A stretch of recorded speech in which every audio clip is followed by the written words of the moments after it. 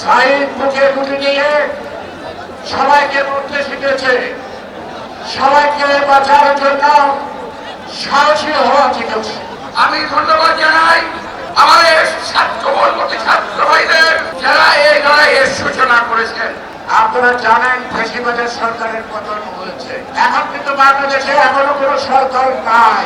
আমি আশা করব, বিশ্বাস করব আমাদের দেশ পুলিশ সেনাবাহিনীর পক্ষ থেকে সেনাবাহিনীর প্রধান দায়িত্ব নিয়েছেন এবং আমরা বলবো যথাশীঘ্র পার্লামেন্ট নির্বাচন হয়েছে, এখন আপনাকে একটি সরকার উপহার দিতে হবে। সরকারে কি আসবে না আসবে এটা আমাদের বক্তব্য না। একটি সরকার দরকার, সরকার ছাড়া প্রশাসন চলতে পারে না। সেই কারণে যত তাড়াতাড়ি সম্ভব এই যে সরকারের শূন্যতা, এই শূন্যতাটা পূরণ আপনাদেরকে করতে হবে। দেশের মানুষ আপনাদেরকে বিশ্বাস করে বহুদিন পরে আপনারা সেই বিশ্বাস আবার পুনঃপ্রতিষ্ঠিত করছেন জনগণের কাছে।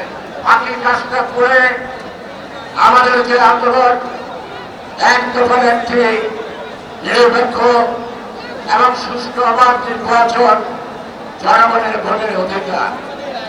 আমরা বলব সরকার গঠন করেন এবং গণতান্ত্রিক উত্তরণের যাত্রা শুরুর সূচনা করেন।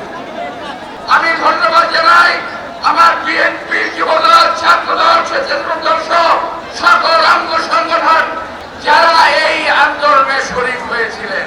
আমি অত্যন্ত বেদনাবিধুর ভাবে স্মরণ করতে চাই আমার যে ভাইয়েরা, ছাত্র ভাইয়েরা, যুবক ভাইয়েরা, আমাদের দলের ভাইয়েরা যারা নাকি নিহত হয়েছেন, শাহাদাত বরণ করেছেন।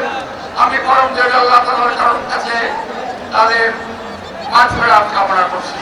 আমাদের দলের বহু নেতা কর্মী এই আন্দোলনে গ্রেপ্তার হয়েছে। আমার জায়গায় বাইরের সামনে পিছনে দেখছেন সবাই গ্রেপ্তার হয়েছে। সবাইকে আপনারা চেনেন। আজকে গতকাল গতকাল 2100 অথবা 2100 অথবা 500 কালকে ছাড়া পেয়েছে। সত্যের মতো কর্মীদেরকে গ্রেপ্তার করেছিল, ওই কর্মীরা আজকে সত্যের মতোই বেরিয়ে আসছে। আল্লাহ তাআলার কাছে হাজার শুকর। আর এই সকল কিছু ছাত্র জনতা যুবকের আন্দোলনের ফসল, এই যে জমিদার, এই দেশের সার্বিক মানুষ সেই আন্দোলনের সুফল ভোগ করতে চায়।